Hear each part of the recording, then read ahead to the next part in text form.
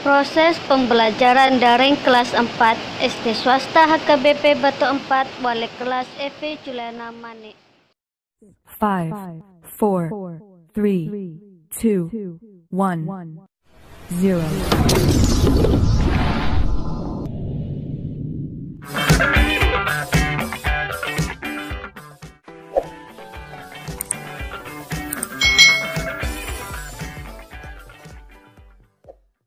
Hari ini kita akan belajar bersama-sama untuk mata pelajaran tematik kelas 4.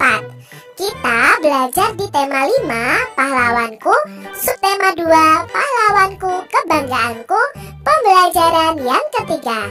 Mari adik-adik kita belajar dengan penuh semangat ya.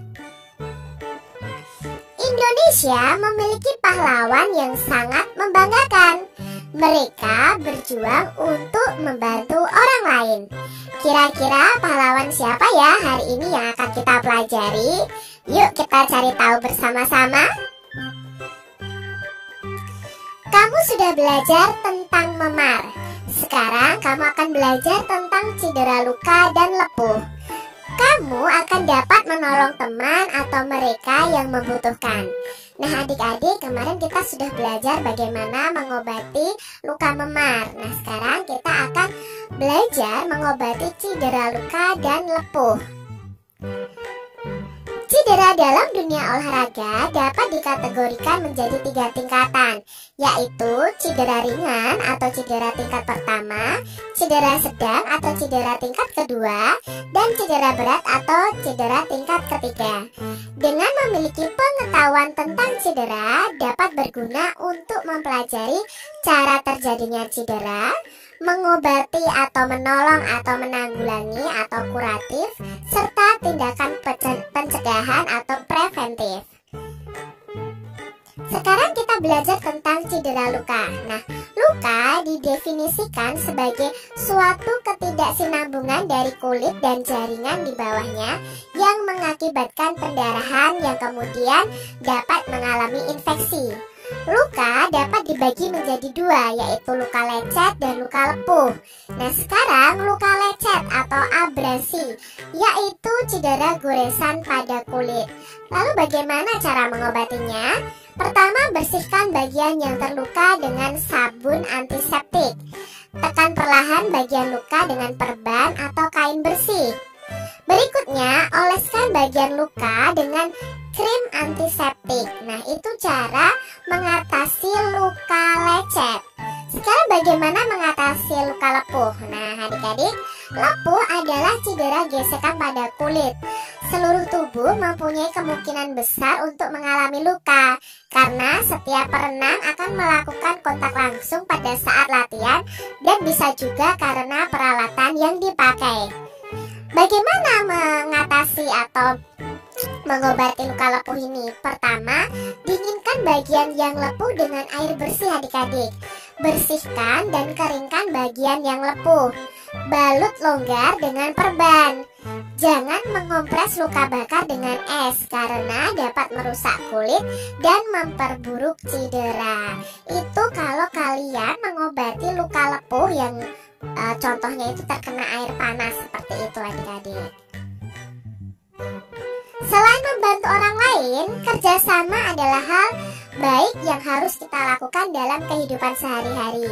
Kini saatnya adik-adik akan belajar bekerja sama untuk membuat lup atau kaca pembesar.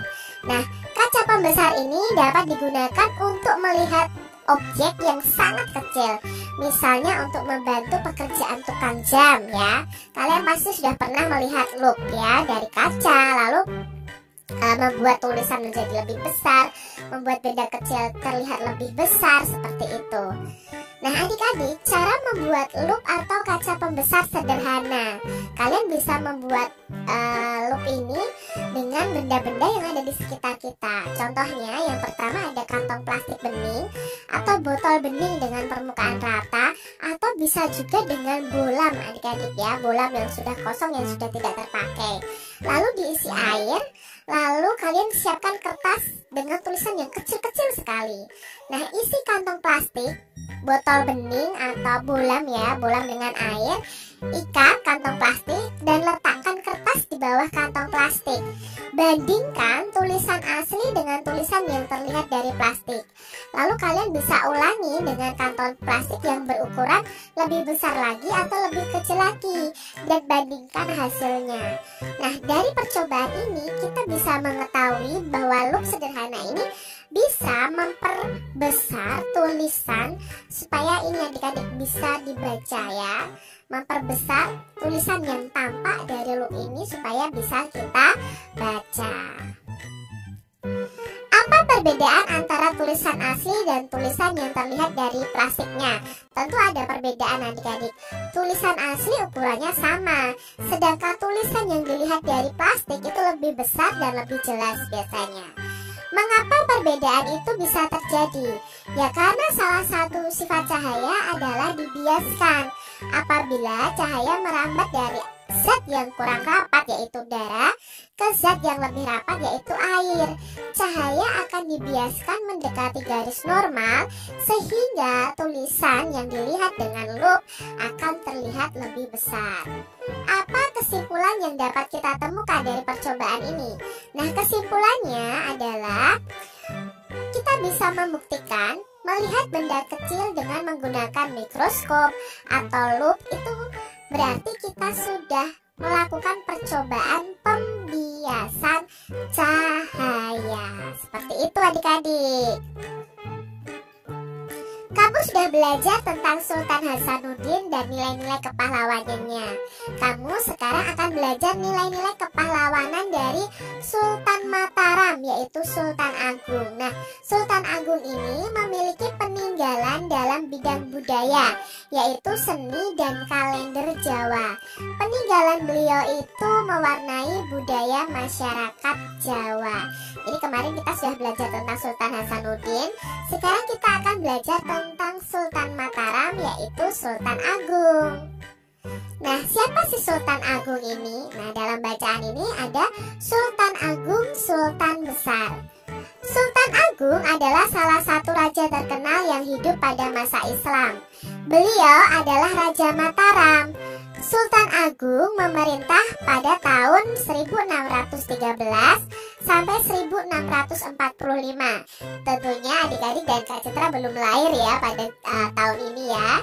Di bawah kepemimpinannya, Mataram berkembang menjadi kerajaan terbesar di Jawa dan Nusantara pada saat itu. Selain dikenal gigih melawan Belanda, Sultan Agung juga diketahui sebagai budayawan. Sultan Agung memberi perhatian besar pada kebudayaan Mataram. Beliau memadukan kalender Hijriah yang dipakai di pesisir utara dengan kalender Saka yang masih dipakai di pedalaman. Sultan Agung juga dikenal dengan penulis naskah sastra gending.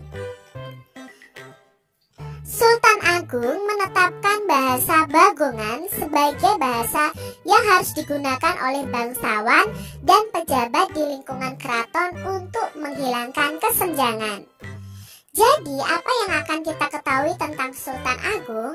Sultan Agung adalah salah satu raja terkenal yang hidup di masa penyebaran agama Islam. Ia adalah Raja Mataram dan Sultan Agung ini memerintah pada tahun 1613 sampai 1645. Lalu Sultan Agung ini ya nama lengkapnya adalah Sultan Agung Adi Prabu Hanyokrokusumo. Itu dilahirkan di Kota Gede, Kesultanan Mataram pada tahun 1593. Beliau meninggal di Karta Pleret, Bantul, Kesultanan Mataram pada tahun 1645. Nah, beliau ini merupakan sultan ketiga dari Kesultanan Mataram yang memerintahnya itu pada tahun 1613 sampai 1645. Di bawah kepemimpinannya ini, Mataram itu berkembang menjadi kerajaan terbesar di Jawa dan Nusantara. Pada saat itu, atas jasa-jasanya sebagai pejuang dan budayawan, Sultan Agung ini ditetapkan sebagai pahlawan nasional Indonesia berdasarkan keputusan Bangsa Indonesia nomor 106 garis miring TK garis miring 1975 pada tanggal 3 November 1975. Maka Sultan Agung ini disebut sebagai pahlawan nasional Indonesia karena perjuangannya sangat banyak adik-adik, melawan Belanda, menyejahterakan rakyatnya. Dia sangat terkenal. Begitu tadi adik-adik pembahasan kita di tema 5, subtema 2 pembelajaran yang ketiga.